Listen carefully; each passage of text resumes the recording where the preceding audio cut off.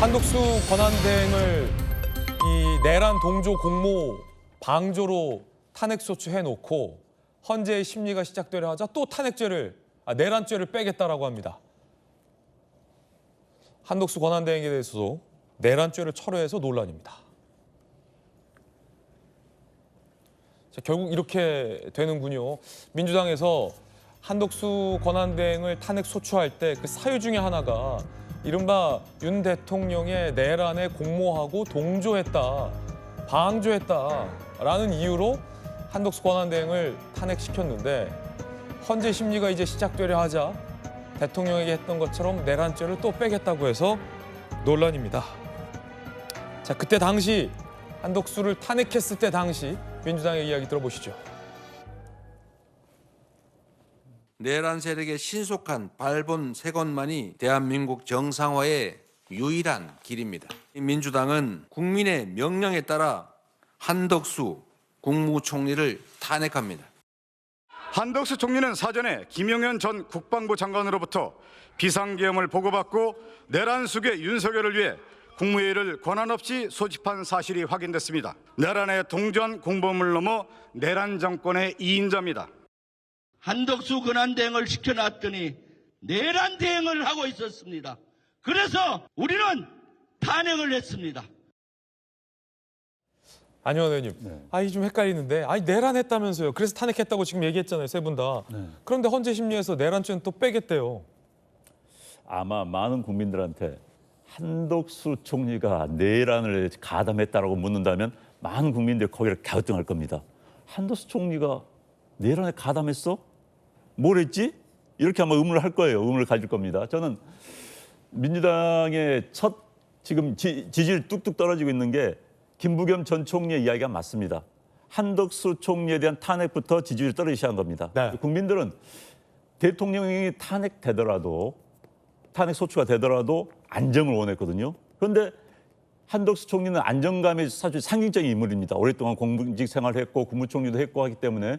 그런데 그나마 총리라도 있으면 좀 안정될 걸. 그런데 그 총리를 끄집어 내렸어요. 그리고 대행체를 만든 겁니다. 그러니까 일반 국민들이 볼 때는 저렇게 불안정하게 국정 운영하는 사람들을 믿을 수 있어? 이러면서 지지율이 떨어진 겁니다. 특히 이제 지금 순서 논란이 이게 재밌는데요.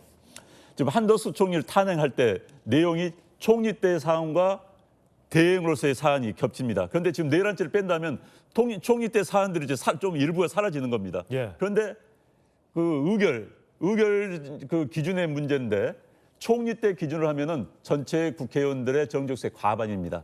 그리고 대통령 권한 대행으로 따진다면 3분의 2입니다. 그런데 우원식 국회의장이 과반을 기준으로 총리를 탄핵한 기준으로 그냥 통과시켜버렸어요. 그래서 탄핵이 됐습니다. 그런데 한덕수 총리가 받아들였습니다. 그래서 지금 이제 저렇게 있는데 이 문제부터 빨리 판단을 해야 되는 겁니다. 헌재가 이제 권한쟁의 심판을 국민의힘에서 요청을 했죠.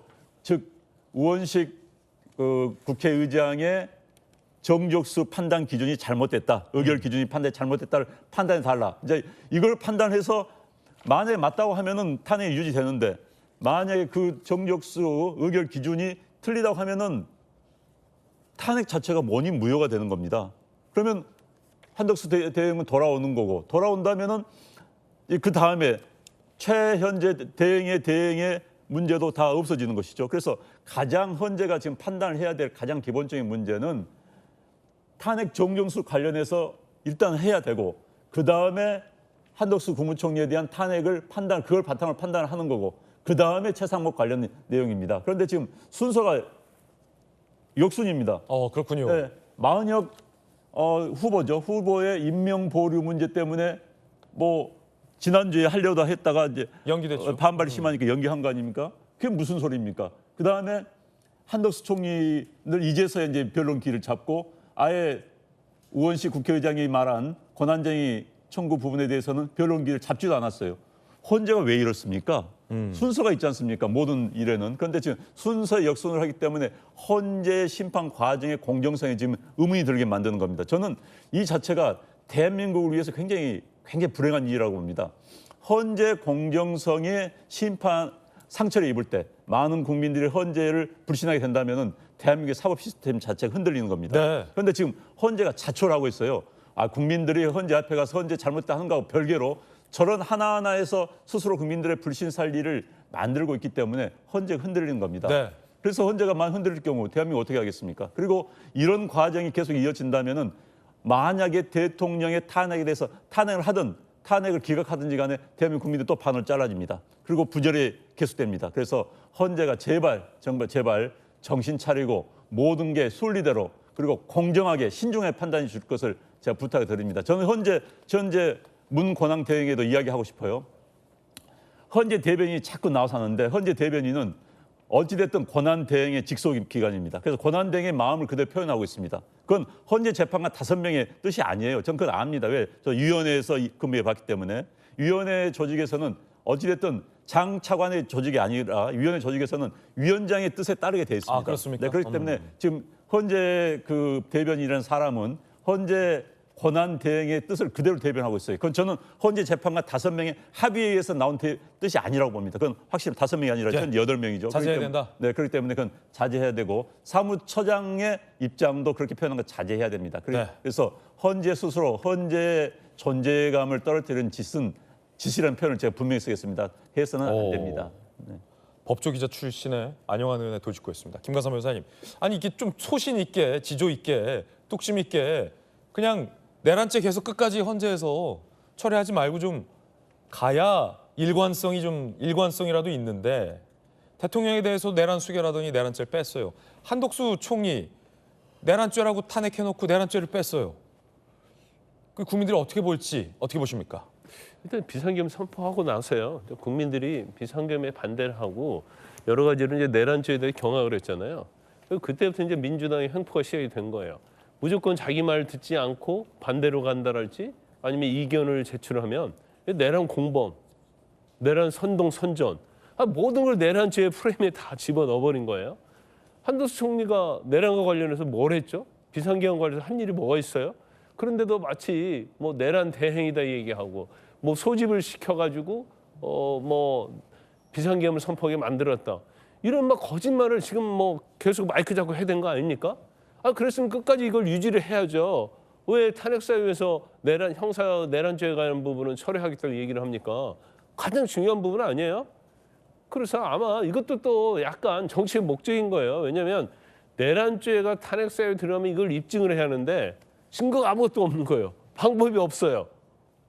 지금 뭐 고발을 해놨기 때문에 조사는 받지만 제가 볼 때는 무조건 각하되든지 아니면 무혐의 받을 거 아닙니까? 그러면 중요한 부분에 대해서 탄핵 사유가 되지 않는다고 헌법재판소 결정이 나오면 이건 역풍 받는 거죠. 그러니까 탄핵 심판의 절차랄지 아니면 나중에 이게 탄핵 사유가 아니다고 하면서 기각이 나오게 되면 이제 문제가 되니까 이제 와서 딱 그 부분은 발 빼고 다른 부분을 해달라고. 제가 볼 때는 한덕수 총리가 물론 일부 헌법재판관 임명 안 하고 그런 것은 헌법에 어떤 위반이 되냐 안 되냐 그 해당이 될 수 있는 여지는 있어요. 근데 그게 권한대행으로서 본인의 어떤 소신에 의해서 임명하지 않는 것이 과연 그 헌법과 법률 위반의 중대한 사유가 된다? 저는 그렇게 보지 않거든요. 이제 탄핵 사유가 아니다. 그렇죠. 이제 그런데 지금 다른 그런 내용으로 탄핵이 기각되는 거하고 내란죄 자체를 인정하는지 않으면서 기각을 해버리면 민주당이 이제까지 해왔던 악행들이 다 드러나는 거예요. 비판받는 거예요. 그러니까 지금 와서는 살며시 그 부분을 이제 처리하는 것이다. 저는 그렇게 봅니다. 이른바 탄핵 남발과 내란 몰이 그렇죠. 아니냐라는 주장인데 김주영 의원님 내란죄 철회한 부분 어떻게 보십니까?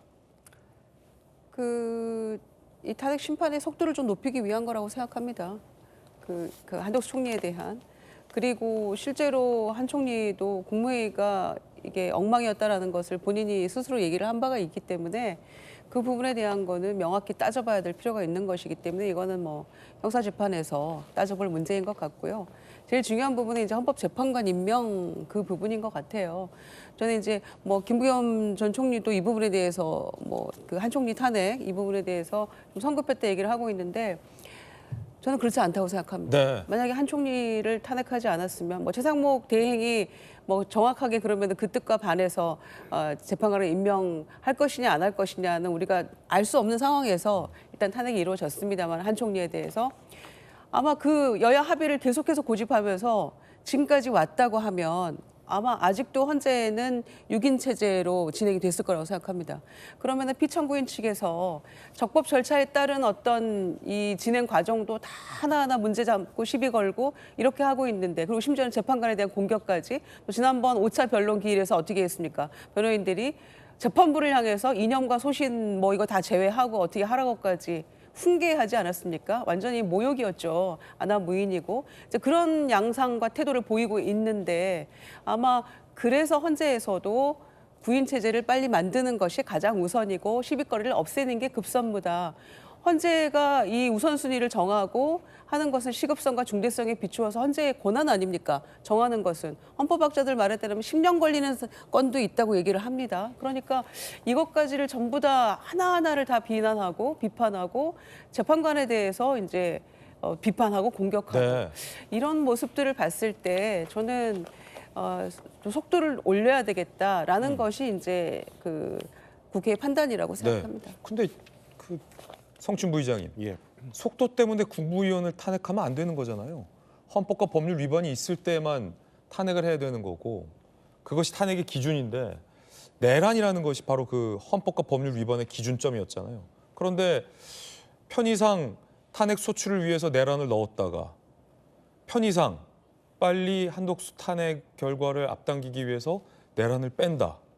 대통령에 대한 탄핵은 뭐 그럴 수 있다 쳐도 한덕수 권한대행에 대해서는 헌재가 탄핵 심리조차 제대로 안 하고 있는데 속도를 빨리 낸다라는 것도 좀 설명되기 좀 부족한 부분도 있거든요. 일단 너무 편의주의적 발상 아닙니까? 근데 내란 넣었다 근데 뺐다. 대통령 때 내란죄를 뺀 것과 대통령의 탄핵 소추 안에서 그 한덕수 국무총리의 탄핵 소추에서 내란죄를 뺀 거, 이거 약간 다른 게 있습니다. 뭐냐면 대통령 때는 그때 좀 서둘러서 작성한 부분이 있어서 거기에 형법상으로 따져야 된다는 걸 넣었다가 뺀 거죠. 그거는 이제 그 당시 논의를 했던 부분이고, 한덕수 총리의 탄핵 소추 안에는 애초에 형법상으로 따지자는 얘기가 들어가 있지는 않았습니다. 그런데 내란 행위가 들어가 있기 때문에 이것은 한 번 더 확인하는 차원에서 이거는 그 우리가 형법상으로 따지는 것이 아니라 위헌적 요소만 따지는 거란 거를 재차 확인한 건데요. 그런 것들이 뭔가 또 대통령의 전례가 있다 보니까 또 똑같이 이거 내란죄 뺀 거 아니야라고 느껴질 수 있죠. 그래서 왜냐면은 그 당시에 대통령의 탄핵 소추 안에 좀 성급하게 내란죄 형법상의 내용을 넣었기 때문에 비판을 받았었고, 그래서 한덕수 권한대행 탄핵 소추안을 작성할 때는 그걸 빼고 넣었어요. 근데 그거를 제가 그 헌법재판소에서 이거 변론기를 시작하기 전에 이제 한덕수 측 변호인 측에서는 빠르게 해달라는 요청, 그리고 국회 측에서는 그러면 우리 다시 한번 확인하지만 내란죄에 대한 형법상의 내용이 아닌 그 위헌적인 부분만 다루다는 걸 다시 한번 확인한다, 이렇게 얘기를 한 거거든요.